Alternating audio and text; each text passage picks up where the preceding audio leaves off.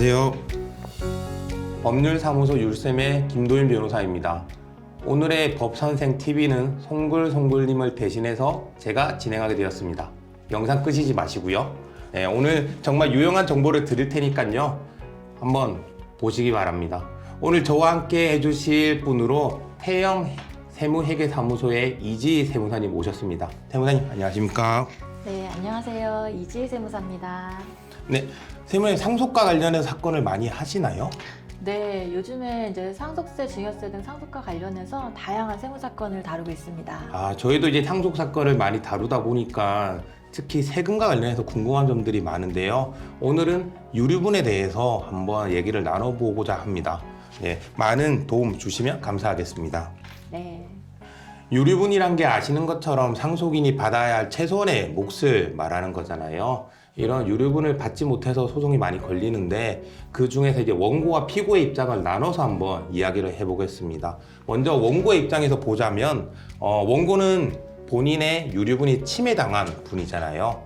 그래서 유류분에 대해서 이제 소송을 거실 텐데 첫 번째로 제가 궁금한 게 만약 상속을 하나도 받지 못했다. 그래서 아무 재산을 받은 게 없다. 그런 경우에도 상속세를 신고해야 하나요? 네, 이제 상속세 및 증여세법에서는 상속재산 중에 각자가 받았거나 받을 재산을 한도로 상속세를 연대하여 납부할 의무가 있기 때문에 상속재산을 전혀 받지 못하고 사전 증여재산도 없다면 상속세를 납부할 금액은 없습니다. 그렇군요. 그러면 이제 소송을 걸어서 만약에 승소를 했다. 제가 유류분을 원고 측이 받았다. 그런 경우에는 그럼 상속세를 내게 되는 거죠? 네, 이제 원고가 상속재산 중에 이제 받았거나 받을 재산이 늘어났기 때문에 상속세로 납부할 의무가 생깁니다. 그러면 상속세는 어떻게 계산을 하는 건가요? 가령 동거주택 상속공제를 받았다.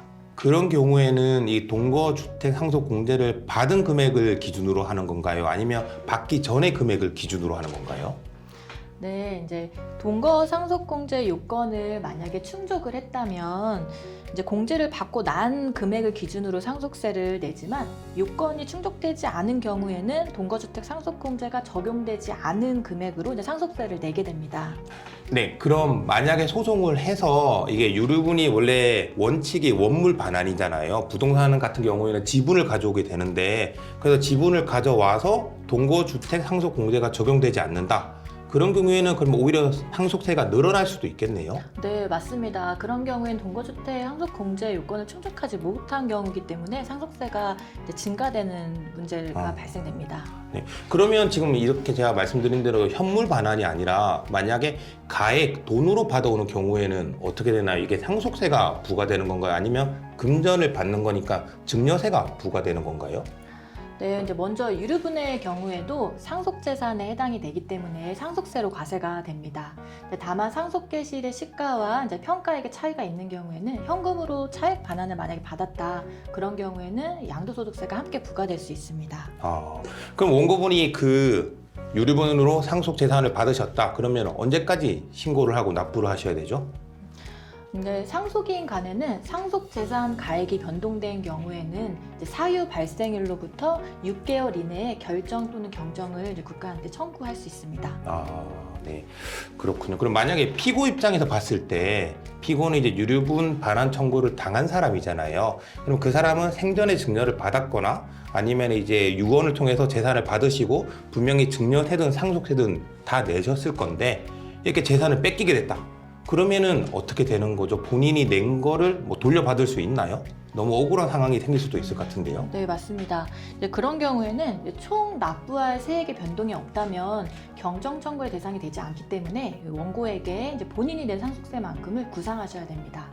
근데 만약에 총 납부할 세액의 변동이 있다면 유류분 반환 청구 소송의 확정 판결이 있은 날로부터 6개월 이내 경정 청구가 가능합니다. 그러니까 변동이 없으면은 이제 직접 구상 청구를 해서 받아야 되는 거고 변동이 있으면은 경정 청구를 해서 그 변화를 시키는 거군요. 네.